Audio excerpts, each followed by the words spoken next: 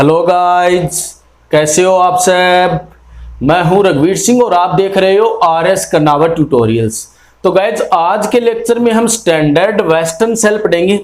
पहले हम सेल की स्ट्रक्चर और उसके बाद सेल में होने वाली केमिकल रिएक्शंस पढ़ेंगे और लास्ट में हम सेल के यूज की रिक्वायरमेंट पढ़ेंगे कि सेल का यूज क्यों किया जाता है, इलेक्ट्रोकेमिकल सेल्स में ऐसी क्या कमियां रह जाती है कि हमें स्टैंडर्ड वेस्टर्न सेल यूज करना पड़ता है। तो गाइस इसकी स्ट्रक्चर स्टार्ट करते हैं। तो standard western cell H shape का होता है, ठीक है। और इसमें एक बहुत ही इंपॉर्टेंट बात आपको ये याद रखनी है कि इसमें जो राइट पार्ट होता है ना वो एनोड का काम करता है और लेफ्ट पार्ट कैथोड का काम करता है। और बाकी सेल्स में जो लेफ्ट पार्ट है वो एनोड का काम करता है, लेकिन इसमें लेफ्ट पार्ट कैथोड का काम करेगा और राइट पार्ट एनोड का काम करता है। अब गाइस इसके अंदर क्या क्या होता है ध्यान से समझना। तो देखो, अगर हम राइट पार्ट की बात करें, एनोड की बात करें, तो सबसे पहले इसमें कैडमियम अमलगम फील रहता है। तो देखो कैडमियम अमलगम फील करते हैं। तो देखो यहां तक मान लो हमने कैडमियम अमलगम फील कर दिया, तो ये कैडमियम अमलगम हो गया, ठीक है ना। अमलगम का मतलब कोई भी मेटल अगर मरकरी के साथ होती है ना तो उसे हम उसका अमलगम बोलते हैं। तो राइट साइड में सबसे नीचे होता है कैडमियम अमलगम, ठीक है। उसके ऊपर होता है देखो कैडमियम सल्फेट और 8/3H2O का सॉल्यूशन। तो उसके ऊपर होता है देखो, यहां तक मान लो, तो ये स्ट्रक्चर ध्यान रखना, यहां तक कैडमियम सल्फेट और 8/3H2O का सॉल्यूशन। तो ये है CdSO4 और 8/3H2O का सॉल्यूशन और उसके ऊपर कैडमियम सल्फेट का सैचुरेटेड सॉल्यूशन भरा रहता है। अब देखो हम लेफ्ट साइड की बात करते हैं, हम कैथोड की बात करते हैं। तो इसमें सबसे नीचे मरकरी भरी होती है। तो देखो मान लो यहां तक मरकरी है, तो ये है मरकरी, ठीक है ना। और मरकरी के ऊपर मर्क्यूरस सल्फेट भरा होता है। तो देखो ये मान लो यहां तक मर्क्यूरस सल्फेट है, ये यहां तक हो गया मर्क्यूरस सल्फेट Hg2SO4, ठीक है ना। ये मर्क्यूरस सल्फेट हो गया और पूरे सेल में कैडमियम सल्फेट का सैचुरेटेड सॉल्यूशन भरा रहता है। तो पूरे सेल में हम कैडमियम सल्फेट का सॉल्यूशन फिल करते हैं। तो ये लो,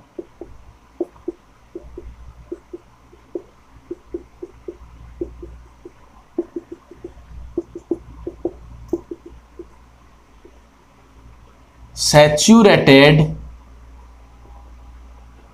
सॉल्यूशन ऑफ कैडमियम सल्फेट, ठीक है ना। कैडमियम सल्फेट का सैचुरेटेड सॉल्यूशन हो गया। तो गाइज ये वेस्टर्न सेल की स्ट्रक्चर हो गई कि इसका राइट पार्ट एनोड का काम करता है, इसका जो राइट पार्ट है वो एनोड का काम करता है। राइट पार्ट में सबसे नीचे कैडमियम अमलगम, उसके ऊपर कैडमियम सल्फेट 8/3H2O, ठीक है। और लेफ्ट पार्ट कैथोड का काम करता है। तो लेफ्ट पार्ट में सबसे नीचे मरकरी मेटल, उसके बाद मर्क्यूरस सल्फेट और पूरे सेल में कैडमियम सल्फेट का सैचुरेटेड सॉल्यूशन फील रहता है। अब गाइज यहां पर दो प्लेटिनम के वायर होते हैं, तो वो और बना लेते हैं। तो देखो यहां पर होते हैं प्लेटिनम के वायर, ठीक है ना। ये प्लेटिनम के वायर है। तो ये लो, ये हमारे पास प्लेटिनम के वायर है। तो गाइज ये स्टैंडर्ड वेस्टर्न सेल की कंप्लीट स्ट्रक्चर हो गई, ठीक है ना। अब इसके अंदर होने वाली रिएक्शंस पढ़ते हैं। तो देखो एनोड की रिएक्शन करते हैं सबसे पहले। तो एनोड पर होता है ऑक्सीडेशन। तो देखो oxidation at anode, oxidation at anode. तो एनोड पर आपको कैडमियम मेटल लेनी है, ठीक है ना। तो देखो सबसे नीचे कौन है, कैडमियम अमलगम है ना। तो अमलगम का मतलब मरकरी को तो लेना नहीं है, सिर्फ कैडमियम लेना है। तो ये लो। अब ऑक्सीडेशन का मतलब होता है इलेक्ट्रॉन का बाहर निकलना। तो 2 इलेक्ट्रॉन आप बाहर निकाल दो तो ये Cd2+ बन जाएगा। तो बस ये सिंपल सी रिएक्शन आपको याद रखनी है कि एनोड पर Cd2 प्लस आयन बनते हैं, यानी कि कैडमियम का ऑक्सीडेशन होता है। अब देखो कैथोड पर होगा रिडक्शन, तो ये जो लेफ्ट पार्ट है ये कैथोड का काम करता है, तो रिडक्शन एट कैथोड। तो कैथोड पर आपको मर्क्यूरस सल्फेट यूज करना है, ना कि मरकरी, तो ये बात याद रखना। तो ये देखो मर्क्यूरस सल्फेट हो गया Hg2SO4, इससे आपको बनानी है मरकरी। तो देखो Hg2 यानी कि मरकरी के 2 एटम्स है ना, तो यहां पर भी मैंने 2 बना दिए, ठीक है। अब देखो ऑक्सीडेशन नंबर, देखो यहां पर मरकरी का ऑक्सीडेशन नंबर है +1, ठीक है। तो 2 मरकरी है तो यहां पर कितने हो गए, +2 हो गए ना। और यहां पर मरकरी का ऑक्सीडेशन नंबर 0 है, तो ऑक्सीडेशन नंबर को हम इलेक्ट्रॉनों से इक्वल करते हैं। तो इधर भी 0 करने के लिए मेरे को 2 इलेक्ट्रॉन ऐड करने पड़ेंगे, ठीक है ना, क्योंकि देखो +2 और -2 हो गए ना 0, तो ऑक्सीडेशन नंबर को इक्वल हम इलेक्ट्रॉनों से करते हैं। तो इस साइड 0 ऑक्सीडेशन नंबर, इस साइड +2, तो इस साइड मैंने 2 इलेक्ट्रॉन ऐड कर दिए, ठीक है। अब देखो 2 मरकरी SO4 बच गया ना, तो इस SO4 को आप यहां पर लिख दो SO4 2- कि इधर SO4 है और इधर SO4 नहीं है, तो रिएक्शन बैलेंस हो गई। अब देखो सेल की ओवरऑल रिएक्शन, तो ओवरऑल रिएक्शन, तो देखो 2 इलेक्ट्रॉन से 2 इलेक्ट्रॉन कैंसिल आउट। तो देखो जब रिएक्शंस को ऐड करते हैं ना, तो देखो इस साइड वाली जोड़ते हैं, लेफ्ट वाली राइट वाली जोड़ते हैं, और ऐसे अगर कोई कटता है तो उसे हम काट देते हैं। तो देखो 2 इलेक्ट्रॉन से 2 इलेक्ट्रॉन कैंसिल आउट, और कुछ नहीं कट रहा है, तो आपके पास ओवरऑल रिएक्शन हो गई Cd plus Hg2SO4 gives out 2Hg plus Cd2 plus SO4 2-। इसे आप CdSO4 भी कर सकते हो, दोनों को अगर एक साथ लिखोगे ना तो ये कैडमियम सल्फेट बन जाएगा। तो गाइज यहां पर ये वेस्टर्न सेल में होने वाली केमिकल रिएक्शंस हो गई। अब गाइज देखो स्टैंडर्ड वेस्टर्न सेल का यूज क्यों किया जाता है, तो देखो जो इलेक्ट्रोकेमिकल्स सेल है ना, उनमें कुछ एक प्रॉब्लम्स आती है। तो देखो फर्स्ट प्रॉब्लम क्या है कि इलेक्ट्रोकेमिकल सेल पूरे रिवर्सिबल नहीं होते हैं, जबकि स्टैंडर्ड वेस्टर्न सेल पूरा का पूरा रिवर्सिबल है। अब इसका मतलब क्या, वो ध्यान से समझो। देखो मान लो कोई सेल है, उसमें ये रिएक्शन हो रही है, A + B gives out C + D, ठीक है ना।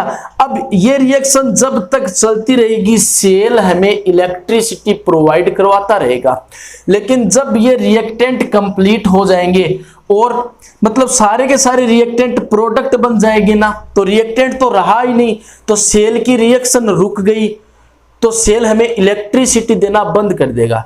तब हम क्या करेंगे, सेल को चार्ज करेंगे और ये जो प्रोडक्ट है इनसे वापस रिएक्टेंट बनाएंगे, ठीक है। तो जब रिएक्टेंट बन जाएंगे तो सेल हमें वापस इलेक्ट्रिसिटी देने लग जाएगा, तो इसे हम बोलते हैं रिवर्सिबल सेल। लेकिन जो इलेक्ट्रोकेमिकल सेल्स है ना, वो कंप्लीटली रिवर्सिबल नहीं होते। कहने का मतलब मान लो A + B है, वो 100% C + D बनाते हैं, ठीक है ना। अब ये C + D वापस 100% A + B नहीं बनाता है, मान लो 95% बनाता है। इसका मतलब हमारे पास 5% रिएक्टेंट तो खराब हो ही गया ना, ठीक है। तो इलेक्ट्रोकेमिकल सेल 100% रिवर्सिबल नहीं होते हैं।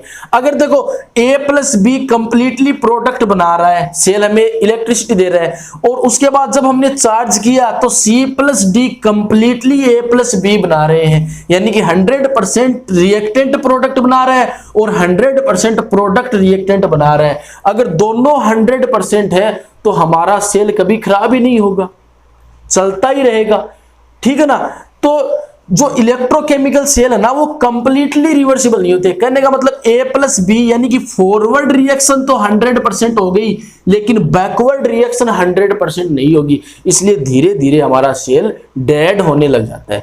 अब ये जो स्टैंडर्ड वेस्टर्न सेल ऐसा नहीं होता, यह कंप्लीटली रिवर्सिबल होता है, यह लॉन्ग टाइम तक चलता है। आ गई बात समझ में। तो इलेक्ट्रोकेमिकल सेल की एक कमी यह पूरी कर देता है। अब देखो इलेक्ट्रोकेमिकल सेल की दूसरी कमी क्या है, इसे ध्यान से समझना। तो देखो दूसरी कमी ये है, इलेक्ट्रोकेमिकल सेल का जो टेम्परेचर कोफिशिएंट है, ध्यान से समझना इसको, टेम्परेचर कोफिशिएंट वो बहुत ज्यादा होता है, लेकिन इसका टेम्परेचर कोफिशिएंट कम होता है। अब टेम्परेचर कोफिशिएंट का क्या फंडा है, ध्यान से समझना। टेम्परेचर कोफिशिएंट का मतलब है कि सेल का टेम्परेचर अगर हम 10 डिग्री सेल्सियस इंक्रीज या फिर डिक्रीज करें तो सेल के पोटेंशियल पर क्या इफेक्ट पड़ता है। अगर सेल का पोटेंशियल चेंज नहीं होता है तो वो सेल हमारे लिए बहुत यूजफुल है। अगर सेल का पोटेंशियल चेंज हो रहा है तो वो हमारे सेल कम यूजफुल है। आगे बात समझ में, क्योंकि देखो टेम्परेचर तो चेंज होता रहता है, अगर टेम्परेचर के साथ सेल का पोटेंशियल चेंज हो रहा है तो हमारा एक्सपेरिमेंट सही नहीं बैठेगा, ठीक है ना। तो देखो टेम्परेचर कोफिशिएंट का मतलब है कि 308 केल्विन पर पोटेंशियल अपॉन 298 केल्विन पर पोटेंशियल।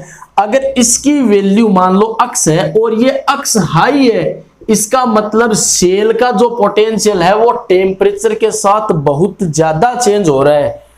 इसका मतलब सेल हमें लगातार रिप्रोड्यूसेबल ईएमएफ यानी कि रिप्रोड्यूसेबल वोल्टेज नहीं दे पाएगा, क्योंकि टेम्परेचर हम चेंज करेंगे तो सेल का पोटेंशियल चेंज हो जाएगा। इसका मतलब सेल हमारे काम का नहीं है। लेकिन स्टैंडर्ड वेस्टर्न सेल के लिए यह वैल्यू है वो बहुत कम आती है, वेरी लो। इस वैल्यू को ही हम टेम्परेचर कोफिशिएंट बोलते हैं। अगर ये वैल्यू बहुत कम आती है इसका मतलब इसका जो पोटेंशियल है, इसका जो ईएमएफ है, इलेक्ट्रोमोटिव फोर्स है, वो टेम्परेचर के साथ बहुत कम चेंज हो रहा है, इसका टेम्परेचर कोफिशिएंट बहुत कम है, यानी कि यह सेल हमारे लिए बहुत ज्यादा यूजफुल है। किसी भी एक्सपेरिमेंट में हम इस सेल का यूज कर सकते हैं क्योंकि इसका वोल्टेज टेम्परेचर के साथ इतना ज्यादा चेंज नहीं होता है। इसका मतलब यह है रिप्रोड्यूसेबल ईएमएफ देता है, मतलब कांस्टेंट ईएमएफ। इसका ईएमएफ यानी कि वोल्टेज टेम्परेचर के साथ चेंज नहीं होता है। तो गाइज ये कुछ कमियां होती है इलेक्ट्रोकेमिकल सेल में, इसलिए हम स्टैंडर्ड वेस्टर्न सेल यूज करते हैं। क्यों करते हैं? एक तो यह हमें रिप्रोड्यूसेबल ईएमएफ देता है, कहने का मतलब इसका ईएमएफ टेम्परेचर के साथ चेंज नहीं होता है, बहुत कम चेंज होता है, ऐसे बोल सकते हो कि न के बराबर चेंज होता है, ठीक है। यह कंप्लीटली रिवर्सिबल है, इसका टेम्परेचर कोफिशिएंट कम होता है। आगे बात समझ में। तो गाइज अगर आपने लेक्चर समझा है तो वीडियोज को लाइक, कमेंट और अपने फ्रेंड्स के साथ शेयर जरूर कीजिए।